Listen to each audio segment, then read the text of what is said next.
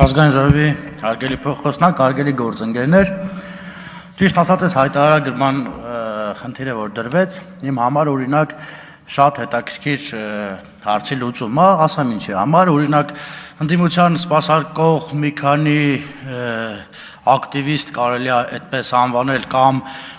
իրեն շահերն սպասարկող քաղաքացիներ, մի քանի հոգու մասին է խոսքը, այսինքն մագլավիկներ, ովքեր Գեղարքունիքի մարզում տարբեր տեղեր նստում, կայնում, ասում են, գիտեք, ինչ կա,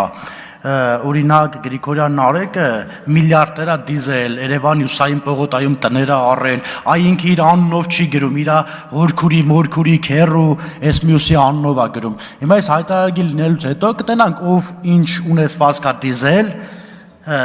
թե ընդդիմություն իրենց իշխանության օրոք, թե մենք, ու ես պաշտոնապես այս ամբիոնից հայտարարում եմ, Հյուսային պողոտայից տները նվիրում եմ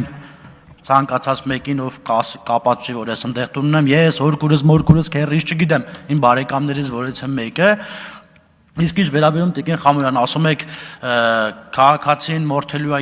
իրեն կովը, որպիսի հարկ վճարի, այս հայտարարությունը սենց սուտ, մեկ էլ վերջի անգամ 2020 թվականին էի լսել, այդ չեմ ասի որն է, հիմա ես հուսով եմ, որ դուք հայտարարագրումից հետո երբ քաղաքացին իր կովը չմորթեց եւ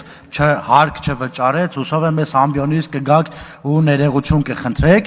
ու ես ուզում եմ ասել հանրությանն ու հասարակությանը, որ իրենք ուզում են մեզ այս հայտարարագրման դեմ լինելով, որպեսզի մեր բարեկամներն, հարազատներն հայտարարագիր չլրացնեն, որպեսզի քաղաքացիները չտեսնեն, որ մենք այս 6-7 տարվա պաշտոնավարման ընթացքում թալան չենք արել, որ իրենց են ուզում նմանեցնել մեզ, ուզում են նմանեցնել իրենց, որ այ դու չգիտեք, իր մորքուրի անունով էս ինչ գույքն է ձեռք բերել, հիմա մորքուրն էլ կրասնի, օրքուրն էլ, քերրն էլ, հոպարն էլ, բոլորն էլ կտենան ով ինչ ունի, ով իր պաշտոնավարման ընթացքում ինչ է շահել, շնորհակալություն։